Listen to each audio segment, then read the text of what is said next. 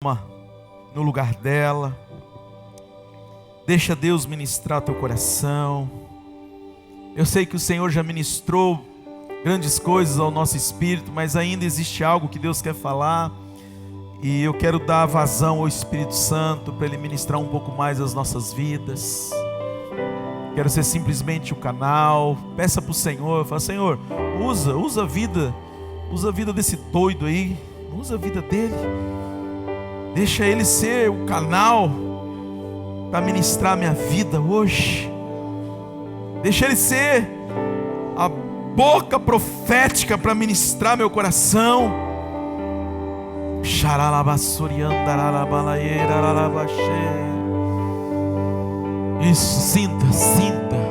sinta a batida do teu coração. Sinta o Espírito de Deus através da batida do teu coração.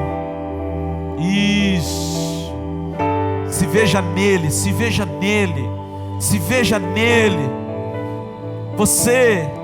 se veja nele, porque você é a casa favorita dele. Meu Deus.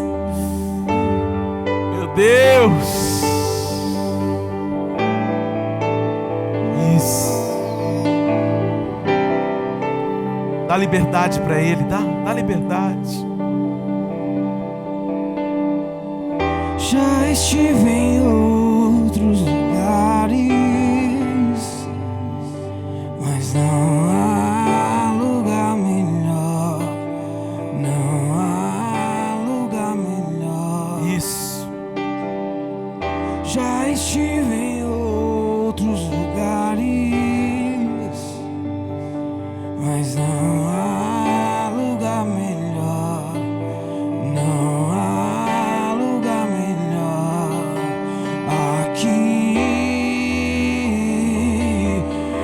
Aqui, na mesa do banquete, na mesa do banquete. Aqui,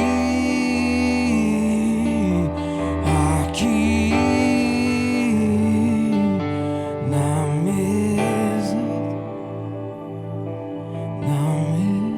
Já estive em outros lugares. Pega a sua voz. Já estive. E não há.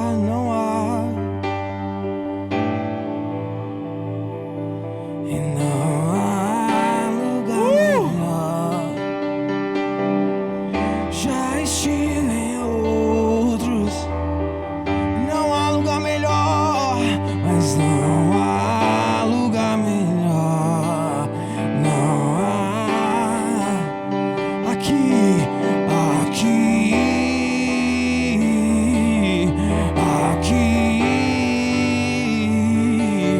na mesa do banquete, na mesa.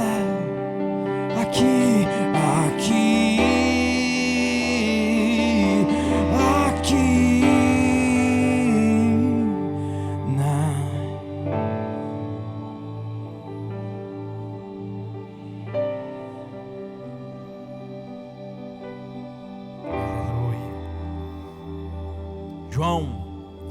João 8,32 diz: conhecereis a verdade, e a verdade te faz livre. Meu Deus. Talvez eu nunca tive tanto entendimento, ou talvez eu nunca tinha tido desfrutado desse versículo com tanta profundidade como eu desfrutei nesses últimos dias. Conhecereis a verdade, e a verdade te faz livre. A verdade te leva para um lugar de paz. A verdade te leva para um lugar de consciência. A verdade, ela é a verdade em qualquer lugar. E saber como Deus pensa, quando você conhece Deus, quando você conhece a verdade, você conhece como Deus pensa. E conhecer e saber como Deus pensa, saber o que Deus deseja para a sua vida, te fortalece. Presta atenção, saber a verdade, saber como Deus pensa, principalmente acerca da vontade dele para a sua vida, te fortalece para você enfrentar as dificuldades do dia a dia. Por quê? Porque quando você sabe como Deus pensa, e o que Ele pensa acerca de você, te traz o quê? Paz.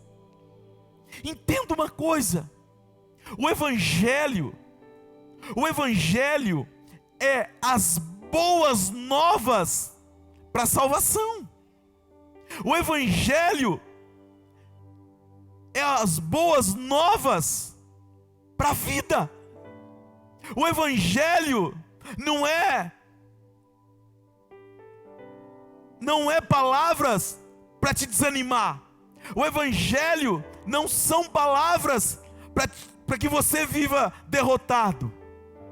O Evangelho são boas novas para que você se torne aquilo que Deus sabe que você é, independente da circunstância, independente do que você está vivendo.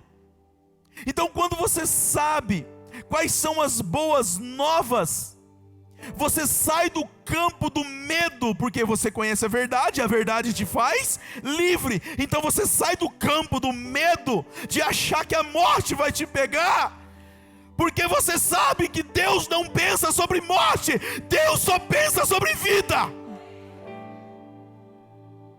Deus não pensa sobre fracasso, Deus pensa sobre sucesso. Deus não pensa sobre derrota, Deus pensa sobre vitória. Então você sai desse lugar de medo, porque no amor não há medo. Então, quando você conhece a verdade te tira desse lugar. Por isso que eu iniciei falando que é um trem doido, porque Deus fala a verdade no coração, não na mente. Porque coração fala de espírito, e o espírito confere as coisas de espírito. Quando fala na mente, está falando de alma. E Deus não vai falar na sua alma, Deus vai trazer a revelação de quem Ele é no teu espírito. Conhecereis a verdade. Por isso que o diabo tem tanto medo de uma igreja que trabalha com ensino. O diabo não tem problema de igrejas que ficam falando só de prosperidade, ainda que Deus tenha prosperidade, faz parte. O diabo não tem problema com essas coisas, porque são brinquedinhos que a ignorância ou a religião prende nos brinquedinhos, e o diabo fica rindo. Por quê? Porque nós somos tão limitados, irmãos. Eu falo isso quando estou dando o curso Homem de Honra. Nós somos tão limitados, que a gente acha que testemunho, e a gente às vezes, eu sei, eu também dou testemunho, por favor, não me interprete mal, mas entenda, a gente acha que testemunho que honra Deus é quando a gente compra um carro e vem aqui na frente e fala: irmãos, comprei um carro, e Deus olha lá de cima e fala assim: aonde nós estamos sendo glorificados com aquele monte de lata? Alguém entende o que eu estou falando? Eu não estou falando que você não tem que ficar feliz por ter comprado um carro, não estou falando que você não tem que ficar feliz por ter comprado coisas desse tipo, por favor. Mas a gente acha que é isso que faz alegrar o coração de Deus. Não é isso. O que alegra o coração de Deus é quando você entende a verdade. É quando você se torna aquilo que Ele já sabe que você é. É quando você sai do campo de vitimismo e agora entra num campo de influência. É quando você sai do campo de coitadinho e entra no campo para manifestar a glória. Mas só vai manifestar a glória aquele que entende quem se tornou nele. Eu sei que sem ele eu não sou nada, mas eu não tenho projeto de sair dele. Alguém tem projeto de sair dele? Eu não tenho projeto de sair dele. Quando você não tem projeto de sair dele, então eu sei que eu sou tudo. E o fato de saber que ele está em mim e o que ele me tornou, me tira desse campo de vitimismo, porque eu conheci o quê? A verdade. Entenda uma coisa, a verdade é uma pessoa. Conhecereis a verdade, conhecereis a pessoa de Cristo. Por isso que quando você lê João 8, que é o texto que nós estamos usando como base, João 8:32, ele inicia falando de uma prostituta e de uns fariseus, que pegou uma mulher num contexto e levou para Jesus e disse: ó, a lei manda apedrejar, porque ela foi pegada no ato de adultério. E Jesus, sabendo que aqueles homens queriam pegar ele, não a prostituta, escreve no chão, vocês conhecem a história. E depois que aqueles homens não tinham mais o que fazer, porque Jesus disse: olha, quem nunca errou, tira a primeira pedra. Os caras falaram: lascou. E Jesus vira para aquela mulher e fala assim: onde estão os teus acusadores? E ela diz: Senhor, não tem. Hora que ela acaba de falar, no verso 30, tem o versículo 31, no 32 ele olha para a mulher e diz: conhecereis a verdade. Aquela mulher sai de lá e fala: uau! Eu era uma prostituta porque eu não conhecia quem eu era. Eu era uma prostituta porque eu não sabia quem eu era. Eu fazia o que eu fazia porque eu não tinha consciência de quem eu era. Mas agora eu encontrei alguém que disse quem eu sou. Cara, continua lendo o texto. Aquela mulher vai para a cidade e ela manifesta o reino. Sabe por quê? Porque agora ela entendeu, através da verdade, como Deus pensa. Porque até então ela tinha consciência como o religioso pensa. E o religioso dizia: olha, apedreja, mata. Porque é assim que o religioso faz.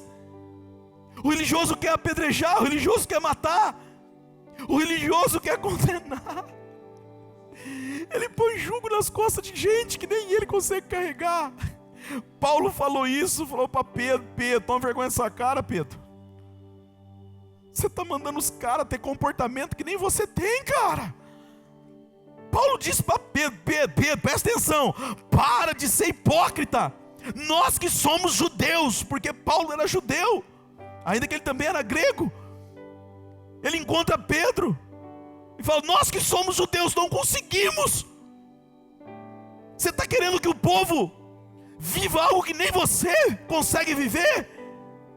Por isso que a salvação não é por meio de obras. Por isso que a salvação não é por feitos humanos. A salvação é por meio da... A salvação, ela é pela graça, por meio da fé. Efésios 2:6 conta essa história. Então eu preciso ter consciência, porque quando eu conheço a verdade me arranca desse lugar do que? De engano, sofisma. E o que é o sofisma? Sofisma é um conjunto de informações que no final eu acredito que é verdade. E quer ouvir uma coisa? O pior sofisma é aquele que se aproxima mais perto da verdade. Porque se alguém falar uma mentira Aquelas mentiras escandalosas, você olha e fala assim, cara, esse cara é mentiroso. Mas se ele conta uma mentira que chega próximo da verdade, você fala, e aí, será que é? Ou não é? É mais ou menos assim. Se alguém disser para você, olha, pega a BR-153 e vai reto que você vai parar em São Paulo, você vai dar risada. Você fala assim, esse cara tá louco. Aqui eu vou sair em Minas. Aqui eu vou sair em Brasília, vou sair no Oiapoque, menos em São Paulo. Então você sabe que ele está mentindo. Mas aí vem um outro e diz, olha, você pega a Washington Luiz e você não conhece. E a Washington Luiz tem duas rodovias. E uma, no sentido certo, vai te levar para São Paulo, capital. Mas outra, no sentido contrário, vai te afastar do propósito. E quanto mais você anda, mais distante você fica do alvo. Deixa eu dizer algo para você. O que te afasta de Deus nem sempre é o pecado, é o sofisma. Porque no contexto de João 8,32, no contexto de João 8, nós temos uma cena de uma prostituta com os fariseus, homens que conheciam a Torá. E naquele contexto, Jesus ministrou tanto com a prostituta quanto com os doutores da lei. Mas quem saiu de lá transformado? Os fariseus ou a prostituta?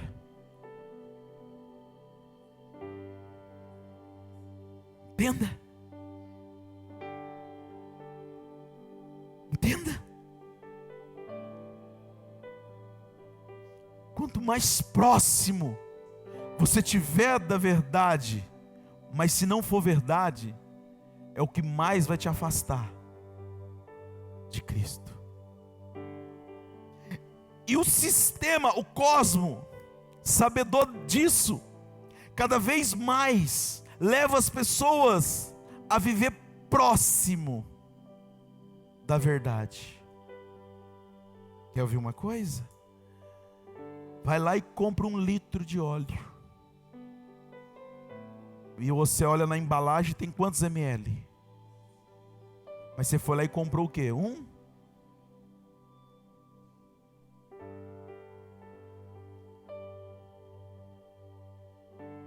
E na tua cabeça você compra 1 litro.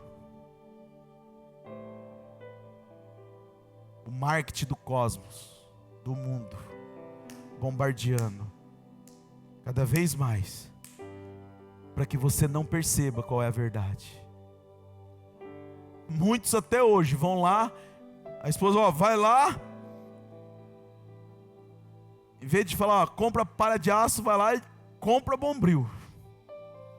O cara chega com tudo, menos com o Bombril, e ele fala, tá aqui o Bombril. Alguém entende o que eu estou falando ou não?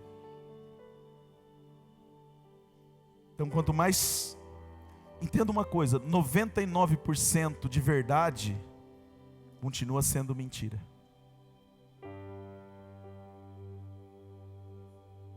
Entenda uma coisa, querido. Nós precisamos entender o que realmente é a verdade de Cristo. E enquanto você não saber como Deus pensa, ou você vai pensar pela cabeça dos outros. Por isso que nós batemos muito forte aqui sobre a importância de você conhecer a palavra, de você se aplicar na palavra. Esse meu lado colérico de querer provar, né, de querer saber, isso me fortaleceu muito. Porque quando eu fui para Cristo, eu falei, bom, o padre fala uma coisa, o pastor fala outra, eu quero saber quem é que está mentindo. Vou ler a Bíblia. Porque um dos dois está mentindo. E eu li a Bíblia a primeira vez em 3 meses. A primeira vez. Não sei quantas vezes eu já li a Bíblia, eu perdi as contas. Pastor, mas o senhor leu a primeira vez e entendeu tudo? Não, não entendi nada. O que o senhor fez? Fui ler de novo. E depois, li de novo. E depois, mais uma vez. Aí o senhor entendeu? Algumas coisas. Entende? São 20 anos. E eu estava achando que eu estava numa média boa de ter lido, sei lá, umas 20 vezes a Bíblia, até o dia que eu escutei que John Wesley diz que ele aprendeu, depois que ele leu a Bíblia 200 vezes, 50 delas de joelho. Eu falei, meu Jesus, tem misericórdia da minha incredulidade. E você riu, mas você não leu nem metade do que eu li ainda.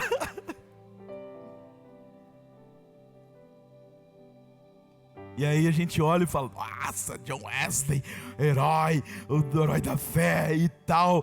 Deus tinha alguma coisa com ele. Não, ele que tinha alguma coisa com Deus. Entende isso ou não? Deus não tem filho predileto. Mas Deus tem filhos dedicados. Entenda uma coisa, pelo amor de Jesus Cristo. O único cara que escreveu na Bíblia que era o discípulo amado foi João, falando dele mesmo. Não é prepotência, não, é consciência. Não é prepotência. Se os outros não se viam amado, ele se via. Entende isso? Mas João então era prepotente. Não! Falou, entenda uma coisa, o fato de você não se ver amado não significa que eu não me vejo. Por isso que ele reclinava a cabeça. E isso se tornou tão forte que Pedro, quando ele estava com a cabecinha lá reclinada no peito de Jesus, Pedro fala assim, pergunta para ele, você está assim com ele, quem vai ser o que vai trair? Porque Pedro estava comichando de vontade de perguntar. E Pedro tinha uma boa intimidade com ele, porque era meio doidão, mas tomava umas cacetadas. Porque o sanguíneo é assim, né, irmão? A mesma hora que ele acerta, ele erra, né? Uau! Quem está dizendo que o Filho do Homem é? Todo mundo parou, ficou aquela coisa tensa, né? Jesus perguntando, quem que o povo está dizendo que eu sou? Perguntou para os discípulos, aí os discípulos falaram, e agora? Se eu der bola fora, eu estou lascado. Como é que nós vamos fazer? Pedro falou, tu és o Cristo, o Filho do Deus vivo. Todo mundo olhou para ele. E agora, será que ele acertou? Imagina a tensão até Jesus responder, irmão. Porque fica uma tensão ou não fica? Fica ou não fica? Quando você está numa sala de aula e o pastor ou o professor pergunta e o empolgado lá responde e você não tem certeza, você fica assim, e agora? Ele acertou ou pagou mico? É ou não é? E aí os 11 olhou e agora?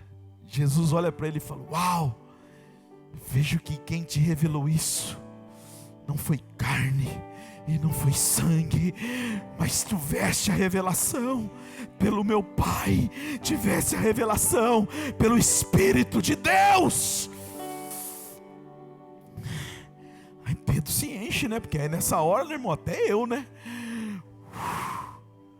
Aí Jesus continua dizendo assim, e o Filho do Homem caminha para ser entregue, e ele vai ser morto. E o Pedrão achou que o cara já se encheu de novo. Não enquanto eu estiver aqui. Jesus olha para ele e fala, arreda-te de mim, Satanás, porque não cogita das coisas de Deus. Imagina a bola dele.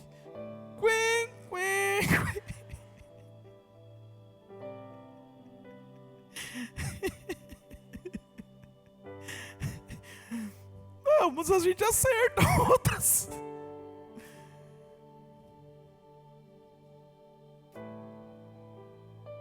Mas sabe por que ele teve coragem de falar? Apesar de João dizer que ele era o discípulo amado, e Pedro nunca ter dito isso, mas ele tinha intimidade com Jesus. Tanto que no Monte da Transfiguração só tem 3. Só teve 3. Pedro, João e Tiaguito esteve lá para relatar coisas para todos nós. E só subiu os que tinham intimidade realmente com Ele. Não é que Deus tem pessoas prediletas.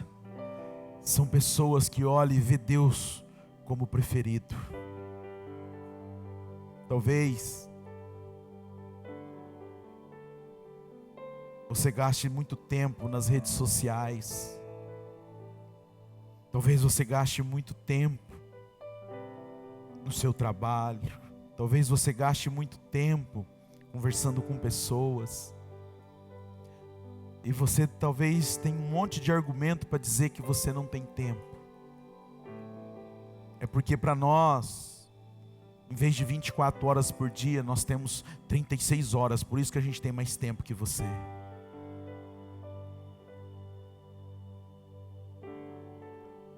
A única coisa que ninguém vai poder dizer para Deus que um tinha mais que o outro é tempo. Um empresário tem 24 horas. Um mendigo tem 24 horas. A questão é o que você vai fazer com o teu tempo. Não diga para Deus que você não tem tempo. Conhecereis a verdade, e a verdade vai te levar num lugar diferente, cara. Conhecer quem Ele é vai te fazer ter comportamentos que pessoas normais não têm. Saber como Ele pensa vai fazer você entrar dentro de uma UTI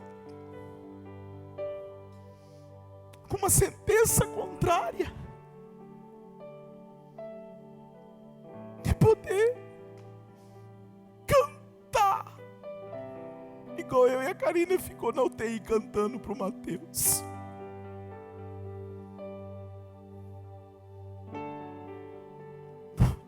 Vocês estão loucos? Não. Eu sei como Deus pensa. Eu sei que Deus não é honrado na morte. Eu sei que Deus não é glorificado na morte. Quando nós tínhamos todas as sentenças contrárias, eu e a Karina decidimos algo. Nós não vamos passar para ninguém o real estado do Mateus.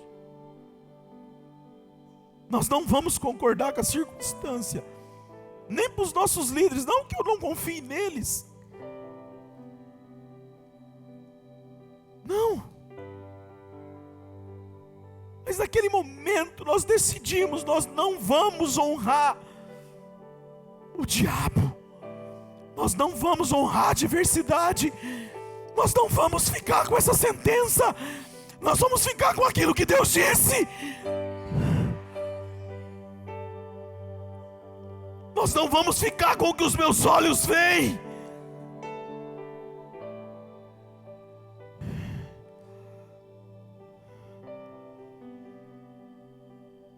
Nós vamos ficar com aquilo que a Bíblia diz. Passou muita coisa pela nossa mente. Lógico que não vai dar tempo de eu chegar onde eu quero chegar. Eu não entrei nem no texto que eu queria. E eu também não estou preocupado. Eu tenho só esse restinho de 100 anos para pregar.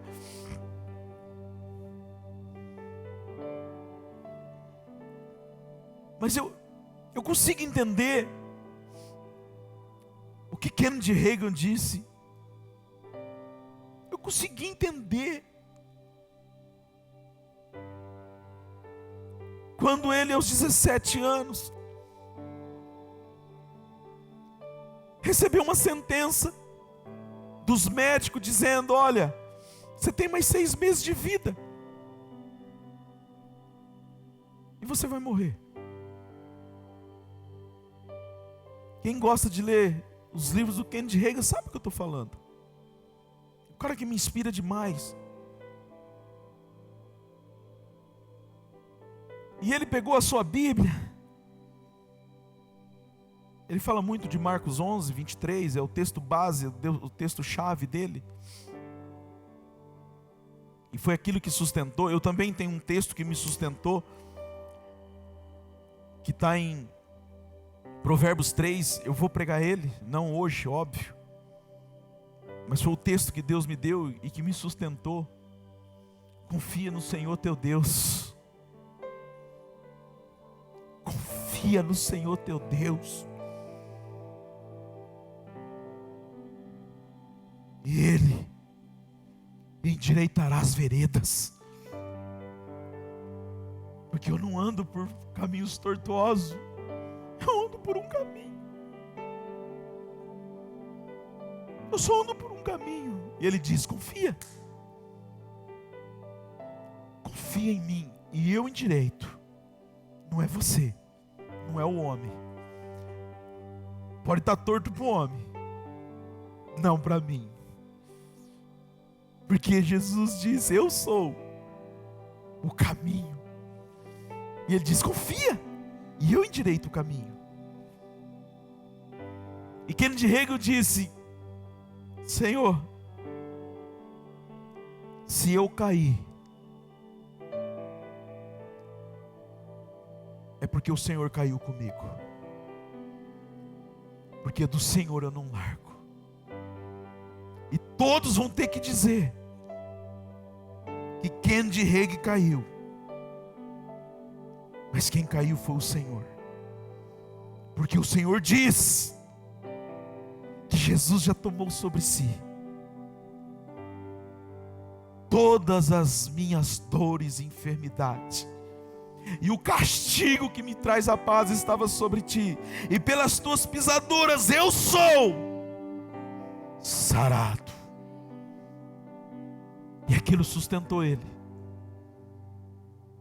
O homem morreu com 100 anos de idade, irmãos. Nem dor de cabeça ele tinha. Isso porque os médicos falaram que ele tinha 6 meses de vida. Só que ele pegou a Bíblia e disse: Senhor, eu sei como o Senhor pensa. Eu sei o que o Senhor pensa acerca de mim. E Kennedy Hagin marcou a história. Entenda uma coisa, irmãos. Pelo amor de Deus, abre teu entendimento. Os religiosos dizem que Deus está irado. Deixa eu dizer uma coisa para você. Eles têm parte da verdade, mas essa não é a verdade completa. Até o dia que Deus ministrou o meu espírito dizendo: filho, é verdade, eu estava irado. O pecado gerou em mim ira. E aí eu entendi por que a Bíblia diz que coisa horrenda é você cair na mão do Deus. Quem conhece esse versículo? Só eu? Ainda bem que mais alguém está lendo a Bíblia, hein? E eu confesso para vocês que no começo eu não entendia isso. Falei, por quê? E a explicação mais plausível que eu tinha era, né, se tiver na mão do diabo a gente ora, Deus tira. E da mão de Deus, quem que tira? Até o dia que eu li Isaías 53. E a Bíblia diz que ele está virado. E a Bíblia diz assim, ó: e agradou Deus moer Jesus. Está captando o que, homem? Toda a ira de Deus por causa do pecado, e ele extravasou toda a ira Alguém já está captando aí? Ele pegou toda a ira que ele estava, porque a Bíblia é enfática, irmãos. Diz que o pecado faz separação, é a verdade. O pecado faz separação entre o homem e Deus, é uma verdade. Não tem como. E a Bíblia diz que Deus irado, Ele descarregou toda a sua ira em Cristo. Porque se Ele pega eu e você, Ele ia descarregar a ira do mesmo jeito. Porque por causa da falha, do erro, do pecado do homem, Adão, todos nós nascemos pecadores. Quantos pecados você precisa cometer para nascer pecador? Nenhum. E Deus estava irado por causa disso. Então Ele pega toda a sua ira e Ele descarrega em Cristo. É como se Ele dissesse assim, ó, ufa, passou.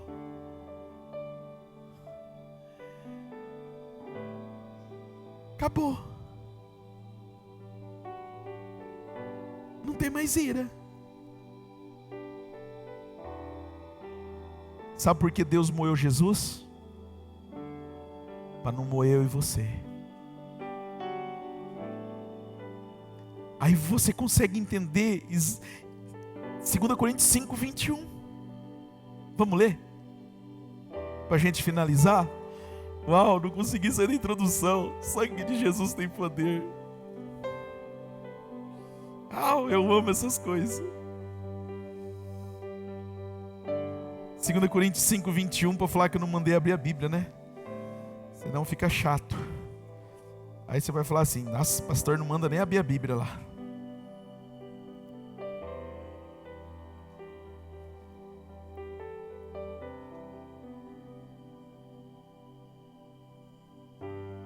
Olha o que o texto diz. Aquele que não conheceu, quem que não conheceu o pecado? Ele o fez pecado, para que nele fôssemos feitos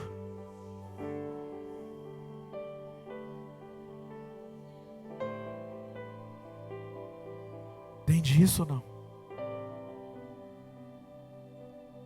Toda a ira Ele lançou sobre Jesus. Sabe por quê?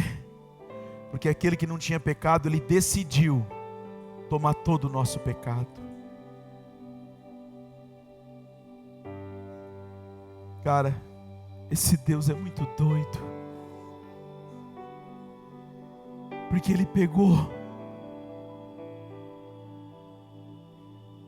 toda a ira dele e lançou sobre Ele mesmo. Você consegue entender isso ou não? Porque o pai e o filho são, ainda que ele não cometeu nenhum pecado, mas por amor a mim e a você, ele não consegue ficar sem mim, sem você. Ele diz, para não lançar sobre os meus filhos, eu vou lançar toda a minha ira sobre mim mesmo. Não sei se isso para você faz algum sentido, cara. Mas se um dia você conseguir captar essa palavra na dimensão que ela está sendo revelada hoje, isso vai transformar a tua vida de uma forma. Os meninos do louvor podem vir. Isso vai te levar num lugar, isso vai te levar num lugar de autoridade, isso vai te levar num lugar de convicção. Isso vai te levar para um patamar de uma dimensão, irmãos. E quando você se levanta, os capetaiada bota a mão na testa e diz, meu Deus, levantou ali um filho de Deus. E Ele sabe toda a autoridade que eles têm agora. Deus não está mais irado. Passou. O problema de quem não tem a revelação disso, continua pregando um Deus irado. Deus é amor, mas Deus é justiça. Deus vai pesar a mão. Vai pesar na tua cabeça, infeliz.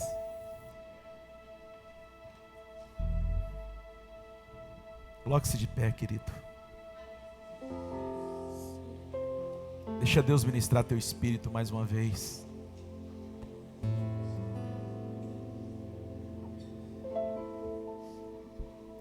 Conhecereis a verdade, e a verdade te faz pensar como Cristo pensa.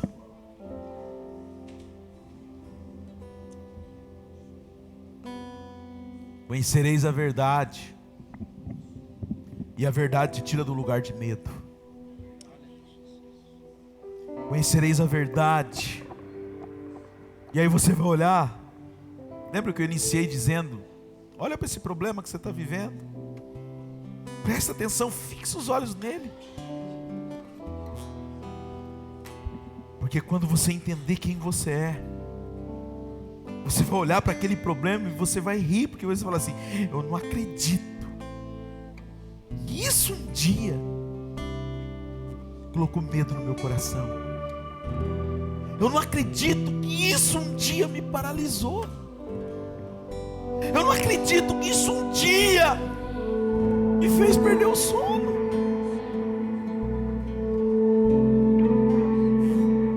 Porque agora Deus está te levando a você ver um outro prisma, uma outra perspectiva.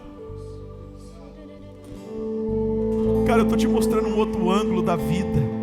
Eu estou te mostrando um outro ângulo da circunstância. Saia desse lugar, saia desse ponto cego, pelo amor de Deus.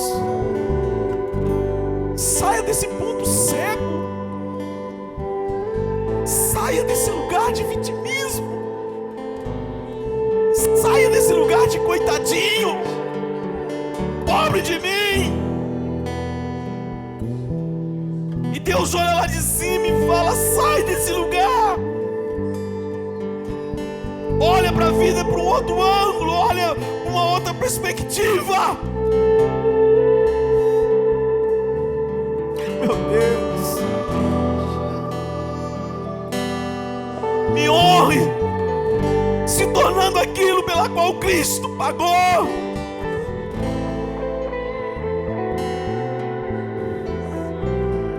Você não honra Deus sendo coitadinho. Você não honra Deus se fazendo de vítima. Você não honra Deus sendo um fracasso. Não, não, não. Você não honra Deus desse jeito, querido. Você honra Deus se tornando um sucesso. Você honra Deus influenciando vidas.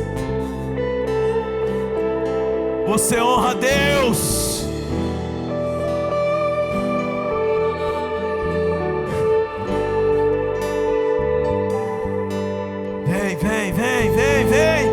vem para esse lugar que Deus já tem preparado para você. Decida hoje viver nesse lugar.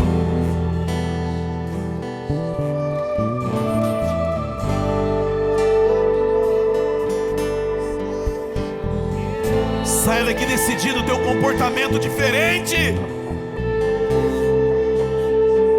Saia daqui decidido andar como príncipe, como princesa. Comportamento de realeza.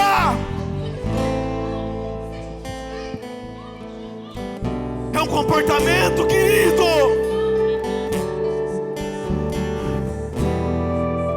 É um comportamento. Vem comigo para nesse lugar, até que todos nós cheguemos. Deus não quer só que o pastor Ademir chega. Deus não quer só que a pastora Karina, só que o pastor Keoma, o pastor Bill. Não, Deus quer que todos.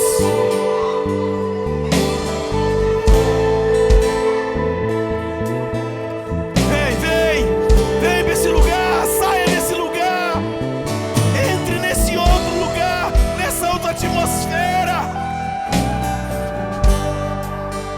Uau! Uau! Tem um comportamento de vencedor, tem um comportamento de vitorioso. Pastor, mas a circunstância, não ande por circunstância. Quando você entende quem você é, quando você entende a autoridade que você tem, 1000 vai cair ao teu lado, 10.000 vai cair ao teu outro lado, mas você não vai ser atingido.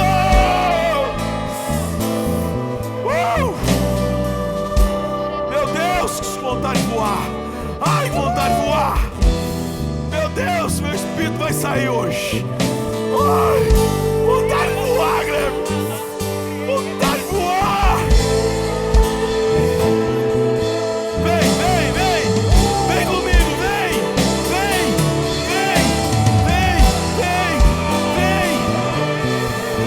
Isso.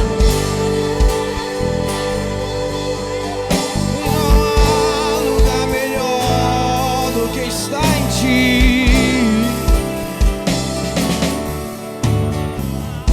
Já estive em outros lugares, mas não há lugar melhor. Não há lugar melhor.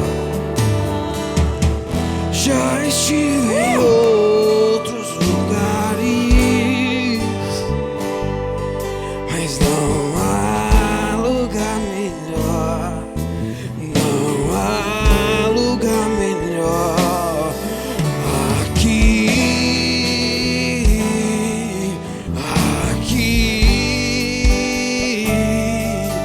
na mesa do banquete, na mesa do banquete. Aqui,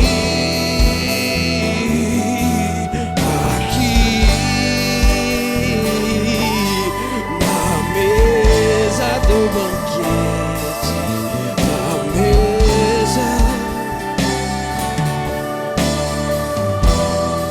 Jesus, tu és o primeiro, onde tudo foi feito.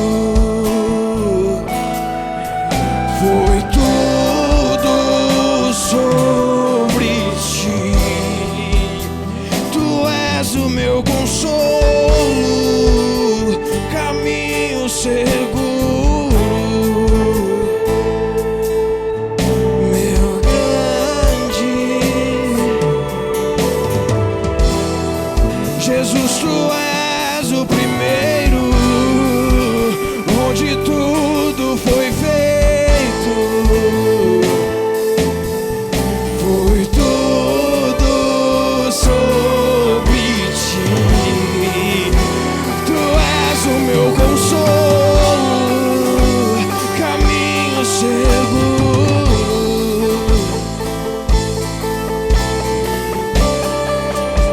Teu toque é real, tua presença é real. Permita que eu te veja, Deus. O teu toque é real, tua presença é real. Permita que eu te veja, Deus. O teu toque é real, o teu toque é real. Tua presença é real. Permita que eu te veja, Deus.